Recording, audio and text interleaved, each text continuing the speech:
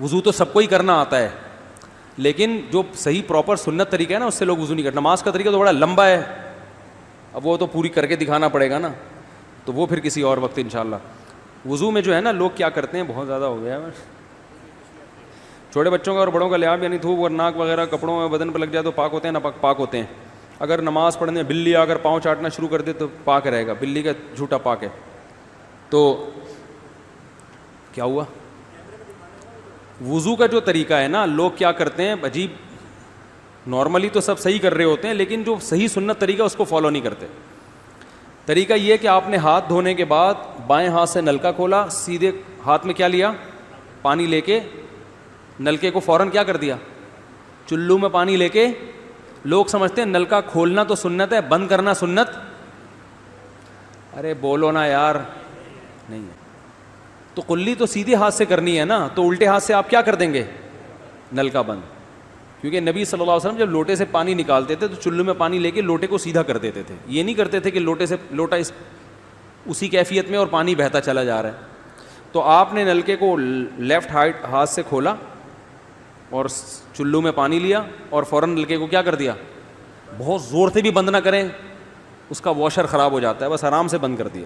کیونکہ وہمی ہوں گے نا, وہ یوں کر کے کرتے رہیں گے, نلکے توڑ دیتے ہیں کہ بھئی ایک قطرہ بھی ضائع ہو گیا تو قیامت کے دن کہیں جہنم میں نہ پھینک دیں ہمیں, اس لیے پورے کوئی نمی بھی نہ آئے, تو تھوڑا سا بند کر دیں, ایک آدھ قطرہ ٹپکنے سے کچھ نہیں ہوتا. یہ لیا آپ نے, منہ میں کلی کی, مسواک کی, مسواک نہیں ہے تو انگلی سے دانت صاف کیے, غرارہ بھی کیا اگر روزہ نہیں ہے, ٹھیک ہے. پھر نلکا کھولا, پھر بند کیا, پھر کلی, اس طرح.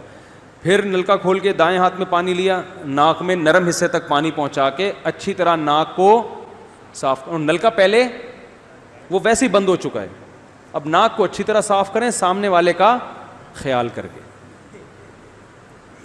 آئی بات سمجھ, سامنے تو یہ نہیں ہوتا, وہ ہوتا ہے سامنے, اس کا زیادہ خیال کرنا پڑتا ہے کیونکہ بس زیادہ تفصیل میں نہیں جاتا ہوں. تو چھوٹی انگلی سے اچھی طرح ناک کو صاف کیا, اس کی رطوبتیں نکالی, ٹھیک ہے. پھر نلکا کھولا, دوبارہ پانی لیا, پھر اسی طرح ناک میں بولو بھائی ڈالا, اور نلکا اسی وقت جب چلو میں پانی بھر گیا نلکا اسی وقت کیا کر دیا. اللہ نے 2 ہاتھ اسی لیے دیے ہیں کہ اس سے نلکا بند کیا جائے اور اس سے کیا کیا جائے, کھولا جائے. تو پھر یوں کیا, پھر 3 دفعہ, 6 چلو پانی خرچ ہوا نا, چلو اس کو کہتے ہیں, 6 چلو پانی خرچ ہو گیا. پھر آپ نے کیا کیا, نلکا کھولا لیفٹ ہاتھ سے, جو اصل طریقہ ہے وہ تو یہ ہے, سیدھے ہاتھ میں پانی لے کے نلکا بند کیا اور سیدھے ہاتھ سے پانی پیشانی پہ ڈال کے دونوں ہاتھوں سے پھیلا لیا. 3 دفعہ اس طرح کیا. اس پہ عمل نہیں ہوتا تو پھر اتنا کر لو کہ دونوں ہاتھوں پہ کیا لے لو, نلکا کھول کے پانی لے کے پیشانی پہ ڈالو اور فوراً نلکا کیا کر دو, بند کر دو, اور پھر ہاتھوں سے اچھی طرح اس کو ملو. سمجھ میں نہیں آ رہی بات؟ تو یہ عمل کتنی دفعہ کیا, نلکا ہر دفعہ میں بند ہو رہا ہے. ہمارے ہاں جس ٹائم پہ نلکا کھلتا ہے تو جب تک وضو مکمل نہیں ہو جاتا بند ہونے کا نام نہیں لیتا. 3 دفعہ آپ نے منہ اچھی طرح دھو لیا. داڑھی ہے تو اس میں کیا کر لیا, بڑی داڑھی ہے, میری داڑھی ہے ایسی, میں تو چلو سے پوری داڑھی دھو لیتا ہوں, چھوٹی سی داڑھی ہے, تو داڑھی میں خلال کر لیا آپ نے. اس کے بعد آپ نے بازو کیسے دھونے ہیں, بازو دھونے کا بھی یہ طریقہ ہے. لیفٹ ہاتھ سے چلو میں پانی لیا, جب سیدھے ہاتھ میں پانی آئے گا تو یوں کیا. قرآن میں کیا ہے کہ قمتم الی الصلاۃ فاغسلوا وجوہکم وایدیکم الی المرافق, اپنے ہاتھوں کو کوہنیوں تک دھو. پتہ ہے دھونے کا عمل ہاتھ سے شروع ہوگا, ختم کہاں ہوگا, پانی یوں نہیں بہانا, اس طرح بہانا ہے پانی, یہاں سے یوں جائے. اور اس میں فائدہ یہ ہوتا ہے کہ بالوں کا جو رخ ہے نا نیچے کی طرف ہوتا ہے, جب پانی اپوزٹ سائڈ میں جاتا ہے تو اسکن اچھی طرح گیلی ہو جاتی ہے, سمجھ رہے ہو. تو آپ نے یوں لیا اور ہاتھ سے اچھی طرح ملا اس کو. ملنے پہ زیادہ زور لگانا ہے, ہم پانی پہ زیادہ زور لگا رہے ہوتے ہیں.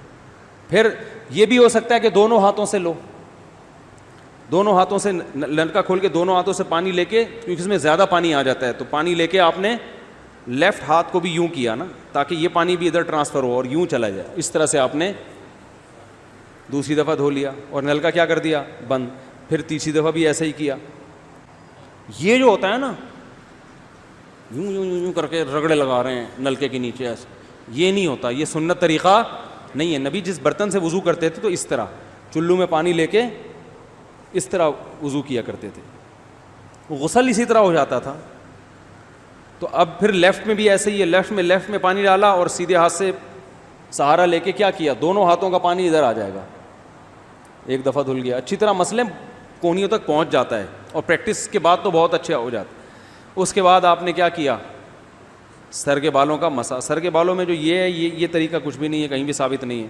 سیدھا آپ نے ہاتھ گیلے کیے, پیچھے لے گئے. ایک حدیث میں صرف یہاں تک آتا ہے, ایک حدیث میں واپس لانا بھی. تو دونوں طریقے ہیں مسا کے, صرف پیچھے لے جاؤ یا پیچھے لے جا کے پورے سر پہ ایسے ہاتھ پھیر لیا, کیا ہو گیا سر کا مسا.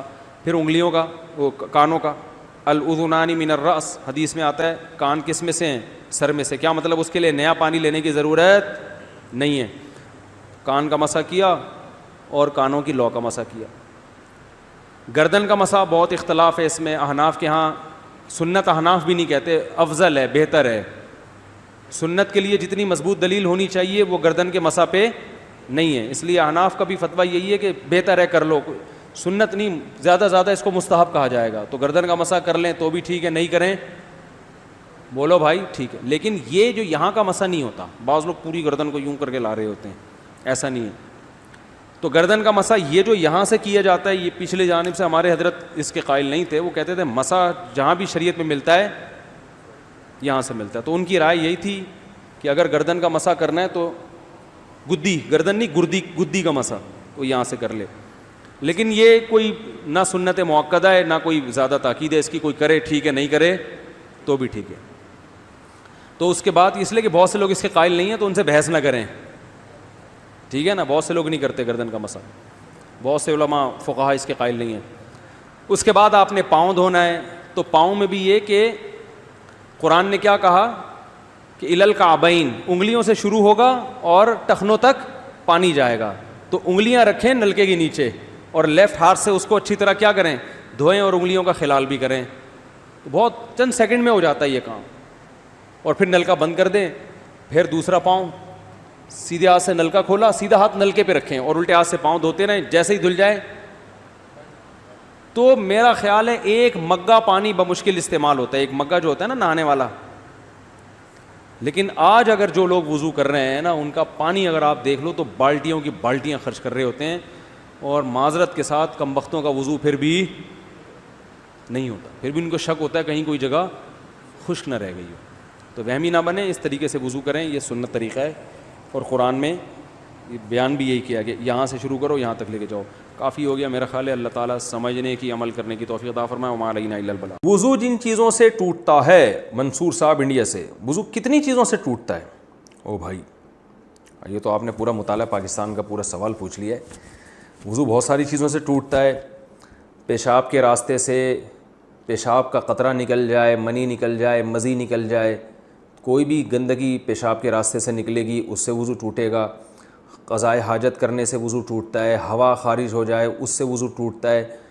خون نکل کے اپنی جگہ سے بہہ جائے, اگر خون نکلا اور اپنی جگہ پر ہی پر ہے, وہاں سے ہٹا نہیں ہے, تو وضو نہیں ٹوٹتا. لیکن خون نکل کے اپنی یعنی زخم والی جگہ سے سرایت کر کے دوسری جگہ پہ چلا جائے تو بھی وضو ٹوٹ جاتا ہے. اسی طرح پیپ اگر زخم سے نکلی اور اپنی جگہ پر ہی ہے تو وضو نہیں ٹوٹتا, لیکن اپنی جگہ سے سرک گئی اور ایسی جگہ پہنچ گئی جہاں زخم نہیں ہے تو بھی وضو ٹوٹ جاتا ہے. پٹی اگر آپ نے باندھی بھی ہے زخم کے اوپر, تو پٹی کے اوپر جتنا بھی خون بہے گا اس سے وضو نہیں ٹوٹے گا, لیکن پٹی سے صاف جگہ پہ اگر وہ چلا جائے گا تو وضو ٹوٹ جائے گا. تو یعنی خون نکل کے بہہ جائے گا یا پیپ نکل کے بہہ جائے گی تو وضو ٹوٹے گا. اسی طرح زوجہ سے ہم بستری کرنے سے بھی وضو ٹوٹ جاتا ہے. اور بس یہ چیزیں جن سے وضو ٹوٹتا ہے. آسک مفتی طارق مسعود.